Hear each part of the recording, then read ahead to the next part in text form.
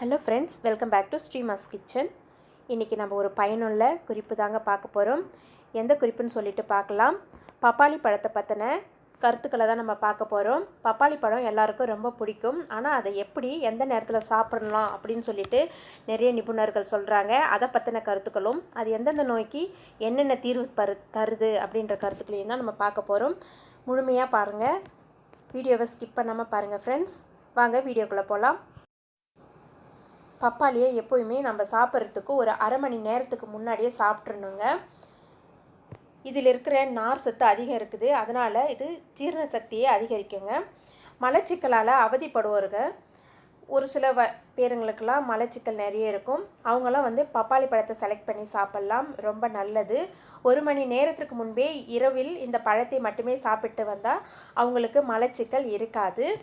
ஏன்னா இது பப்பாளி பழத்தில் நார்ச்சத்து இருக்கிறதால அவங்களுக்கு ஈஸியாக மலச்சிக்கல் பிரச்சனையை தீர்வு கொடுக்கும்.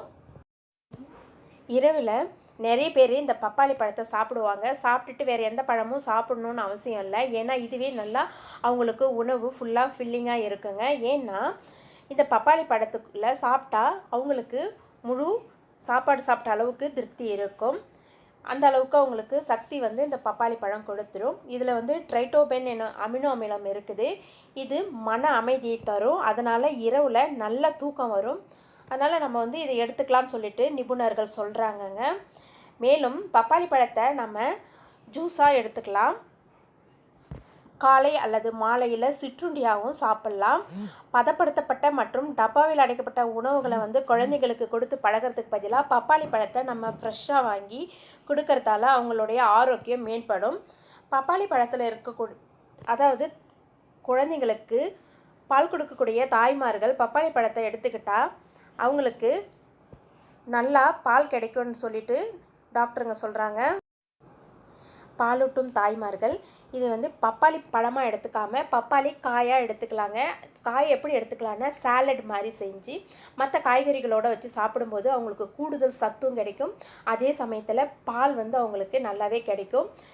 இந்த மாதிரி நிறைய சத்து இந்த பப்பாளியில் இருக்குது. மேலும் பார்த்திங்கன்னா பப்பாளி நிறைய சத்துக்கள் அடங்கியிருக்குதுங்க. இப்போ கல்லீரலில் இது ரொம்ப பாதுகாப்பாக நம்மளை பாதுகாக்குது. என்னன்னு சொல்லிட்டு பார்க்கலாம். கல்லீரலில் இருக்கக்கூடிய கிருமிகளை அழித்து இது கல்லீரலுக்கு மிகவும் பாதுகாப்பினை கொடுக்குதுங்க. பப்பாளி பழத்தில் மெயினாக விட்டமின் ஏ சத்து இருக்குதுங்க. அதனால் கரோட்டினாய்டு இருக்கிறதால இது கண்ணுக்கு ரொம்பவும் நல்லது. இப்போ இருக்கிற காலகட்டங்களில் நிறைய குழந்தைங்களுக்கு கண்ணாடி போடக்கூடிய வசதிகள் இருந்தாலுமே அவங்கெல்லாம் இந்த மாதிரி பப்பாளி பழங்களை குழந்தைகளுக்கு ஒரு நாளைக்கு 2 துண்டு அளவுக்கு கொடுத்துட்டு இருந்தோம்னா கண் நோயிலிருந்து வரக்கூடிய பிரச்சனைகளுக்கு முற்றிலும் தீர்வு இந்த பப்பாளியில் இருக்குது. மேலும் பப்பாளி பழத்தை நம்ம சாப்பிட்டுட்டு வந்தோம்னா யூரிக் அமிலம், யூரியா மற்றும் கிரியாட்டினைன் போன்றவைகள் இரத்தத்தில் கட்டுப்பாடுடன் இருக்கும். எனவே சிறுநீரக கோளாறால் நிறைய பேர் அவதிப்படுவாங்க. அவங்க இந்த பப்பாளி பழத்தை எடுத்துக்கிட்டால் சிறுநீரக பாதிப்பிலிருந்து சிறுநீரக நோய் தொற்றுலேருந்தும் பாதுகாப்பாக இருக்கலாம். பப்பாளி பழம் கேன்சர் செல்களை எதிர்த்து போராடுதுங்க. என்னென்னு சொல்லிட்டு பார்க்கலாம். மெயினாக பெண்களுக்கு மார்பக புற்றுநோய் இருந்து இந்த பப்பாளி பழம் அவங்களுக்கு பாதுகாப்பை தருது. கேன்சர் கட்டிகள் உடலில் ஒரு இடத்திலிருந்து இன்னொரு இடத்திற்கு மாறிக்கிட்டே இருக்கும். அந்த கேன்சர் செல்லை அழிக்கக்கூடிய சக்தி இந்த பப்பாளி பழத்துக்கு இருக்குதுங்க. வளர்ச்சிதை மாற்றத்திற்கு உகந்ததுங்க இந்த பப்பாளி பழம். உடல் பருமன் இல்லாமல் நிறைய பேருக்கு போயிடும். அவங்கெல்லாம் இதில் இருக்கக்கூடிய நல்ல கொலஸ்ட்ரால், உடம்புக்கு நன்மையை செய்யக்கூடிய கொலஸ்ட்ரால் தாங்க. அது பப்பாளி பழத்தில் நிறையவே இருக்குது. நீங்கள் டயட்டில் இருக்கிறவங்க பப்பாளி பழத்தை தாராளமாக எடுத்துக்கலாம். மேலும் பப்பாளியில் ஆன்டி மைக்ரோபியல், ஆன்டி பேரசைட் மற்றும் ஆன்டி அமீபிக் தன்மை நிறைய இருக்குது. இது உடலில் ஏற்படும் பலவிதமான நோய் தொற்று கிருமிகளுக்கும் மற்றும் அவங்களுக்கு நிறைய பேருக்கு குழந்தைங்களுக்கெல்லாம் புண்ணு மாதிரி நிறைய வரும். அவங்களுக்கெல்லாம் இந்த மாதிரி பழங்களை கொடுத்து வரும்போது அவங்களுக்கு சீக்கிரமாக அவங்களுக்கு நோய் எதிர்ப்பு சக்தி அதிகரிக்குங்க.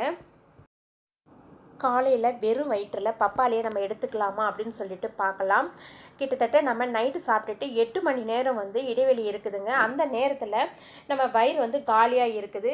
நிறைய பேர் காஃபி டீ இந்த மாதிரி நிறைய குடிப்பாங்க. அந்த மாதிரி குடிக்காமல் சத்தான பானங்களை நம்ம குடிக்கலாம். அப்படி இல்லைன்னா நீங்கள் பப்பாளி பழத்தை வந்து எடுத்துக்கும் போது உங்களுக்கு ஆரோக்கியமான அன்றைய நாள் வந்து உங்களுக்கு இனிதே தொடங்குங்க. எப்பவுமே வெறும் வயிற்றில் இருக்கும்போது ஆரோக்கியமான உணவு தாங்க நம்ம ஃபஸ்ட்டு செலக்ட் பண்ணி சாப்பிடணும். சில பேர் வந்து பழங்களை நிறைய எடுத்துப்பாங்க. காஸ்ட்லியான பழங்கள்லாம் இருக்கும். பப்பாளி பழம் எப்பயுமே நமக்கு மலிவாக தாங்க கிடைக்கும். அந்த மாதிரி மலிவாக கிடைக்கக்கூடிய இந்த பழத்தை நம்ம எடுத்து ஆரோக்கியத்தை தினசரி நம்ம அள்ளி எடுத்துக்கலாங்க. பப்பாளி ஒரு பருவகால பயிருங்க. இது எந்த நேரத்துலையும் நமக்கு கிடைக்கும், ஈஸியாகவும் கிடைக்கும். எல்லா கடைகள்லையுமே கிடைக்குங்க. குறைஞ்ச அளவுக்கு கலோரி இருக்கிறதால டயட்டில் இருக்கிறவங்க இந்த பப்பாளி பழத்தை எடுத்துக்கும் போது டயட்டில் இருந்த அளவுக்கு அவங்களுக்கு எனர்ஜெட்டிக்காகவும் இருக்கும். நிறைய பேர் உடற்பயிற்சி செய்யும் பொழுது அவங்களுக்கு எனர்ஜிக்கு இந்த பப்பாளி பழத்தை எடுத்துக்கலாங்க. குறைந்த அளவுக்கு கலோரியை இந்த பப்பாளி பழம் இருக்கிறதால உடல் எடையை குறைக்கும், கொழுப்பையும் கட்டுப்படுத்தும்.